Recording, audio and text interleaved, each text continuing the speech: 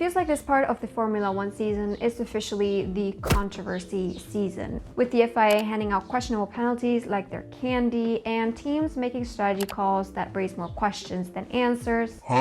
Drama is alive and well in Formula One, and we're gonna get into it.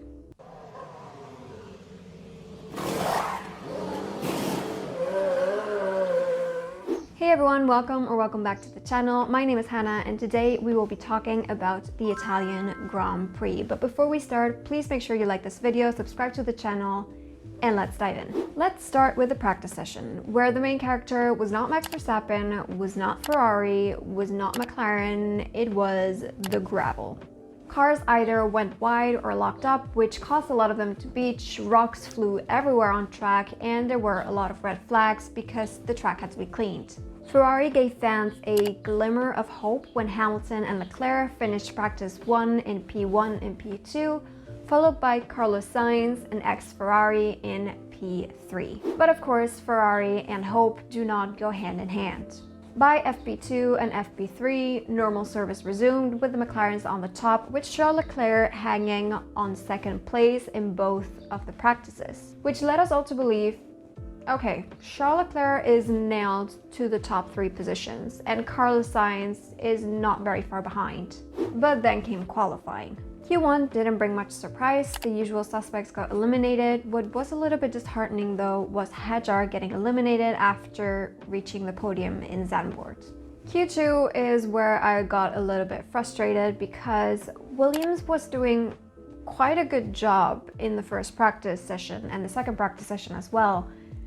And now in qualifying they got eliminated in Q2. And it seems like a pattern that Williams is following, where they will perform extremely well on the Friday, but when qualifying comes along, both out in Q2, if not Q1. And I know that compared to last year, they're doing an incredible job and they're probably focused a lot more on next season, but it's a little bit frustrating when I see so much potential in a team and they end up not delivering. But it's also a team that has always been very upfront about the fact that they're not really focused on this year, they're working on next season and on a long-term plan, so we have to be patient, which I'm not.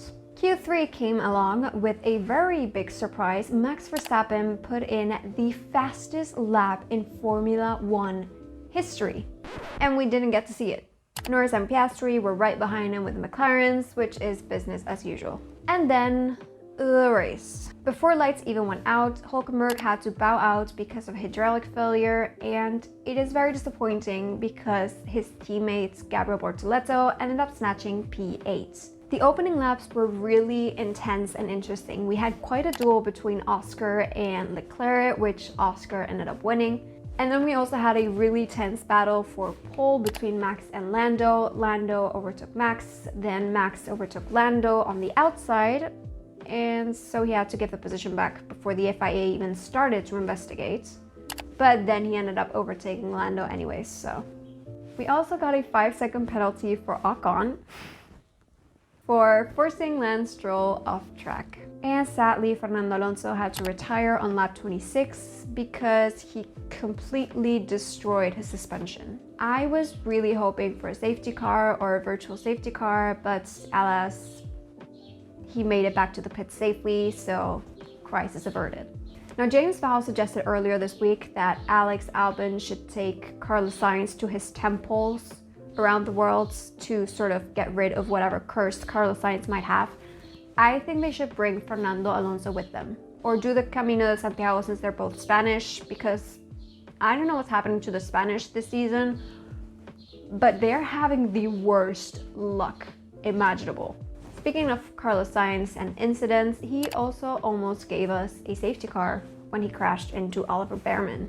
Oliver Bearman got a big penalty, and this was again a very controversial situation. Most people, including Nico Rosberg, are blaming Carlos Sainz for the incident and say that he should have gotten the penalty this time. And the first thing that I thought of when I saw that Oliver Bearman was the one who got the penalty was about the fact that Williams is currently appealing for Carlos Sainz's penalty from last week.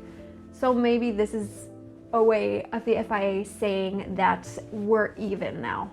I know it's stupid and it doesn't make sense, but neither does the FIA and their decision making. And then we came to the talking point of Monza, the McLaren controversy.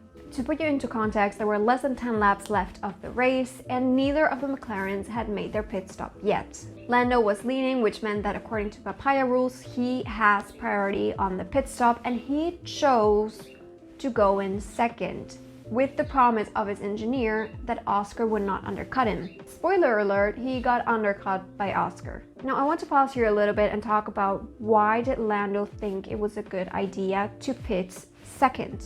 Because logically speaking, you would want to pit first to avoid exactly what happened. So why did Lando make this decision?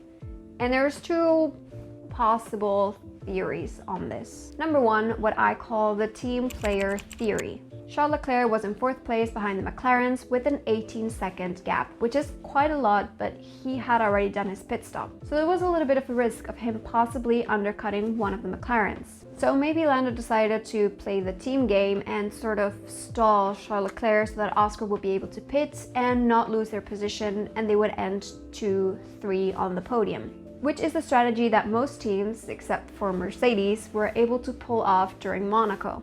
But I don't think that's what happened, which brings us to the second theory, virtual safety car or safety car. McLaren waited a long time to do their pit stop. It was close to the end of the race, and I think they did this because they were hoping for a safety car or a virtual safety car so they would get a free pit stop and possibly overtake Max for first place. Which is not an outrageous assumption to make given how many red flags and yellow flags we got throughout the entire weekend, and the fact that we had the Carlos Sainz and Oliver Behrman incident that almost ended in a safety car, and we also had the Fernando Alonso incident that also almost ended with a safety car. So maybe Lando decided that he wanted to have an extra lap just in case a possible safety car came up and he would be able to overtake Max Verstappen, which was not very likely, but possible. So Oscar undercut Lando and McLaren asked them to swap positions so that Lando would be in front because it was unfair.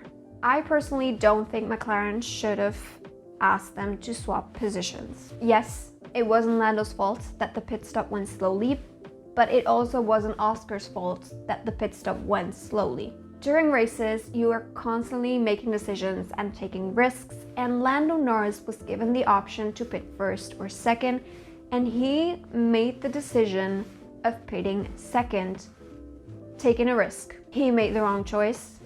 It sucks, but that's part of racing. I think the main issue is that McLaren promised Lando that he wouldn't get undercut, which is a promise that they're not able to make, especially because this issue at the pit stop has happened before in the season in Lando Norris's pit stop. And to be honest, I think Lando would have eventually overtaken Oscar for second place because he had the best pace during the entire weekend and he had fresher tires. In the process of trying to come off as completely neutral, McLaren is looking anything but, because now everyone is wondering if they would have made the same call had Oscar been on the receiving end of a slow pit stop. I think McLaren has come to a point where if they want to claim neutrality, they have to act as if they were two completely separate teams. Here's what I mean.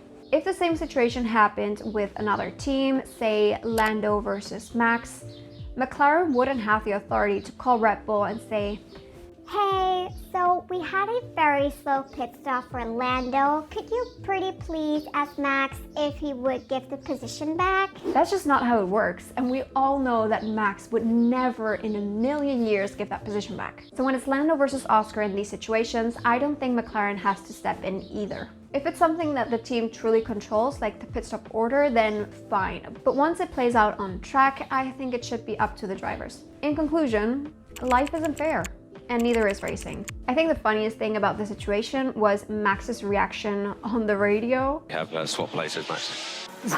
Just because he had a slow start? The race ended with Max Verstappen beating the McLarens by 20 seconds in 2025.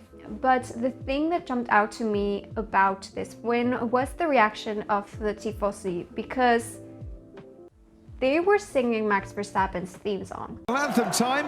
It's Max Verstappen on podium number 1 again. And And I don't know if you recall, but a couple years ago, Max won in Italy as well, and the reaction was quite different. I heard someone say that Max is looking for new enemies because his haters have become his fans, and I couldn't agree more.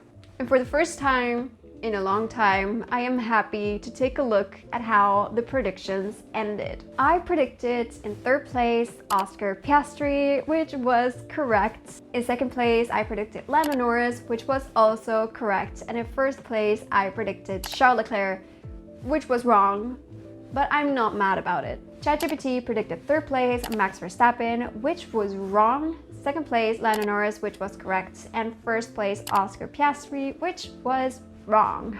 And Gemini predicted third place Charles Leclerc, which was wrong. Second place Oscar Piastri, which was also wrong. And first place Lando Norris, which was wrong. Take that, AI overlords. I finally did it. I don't remember if at some point I predicted all three of them correctly, but this is as good as it's gonna get. But at the end of the season, I will do a tally to see who was better throughout the season. Probably not me. But that was all for today. I hope you enjoy this race-free weekend, and I will see you all on the next one. Bye.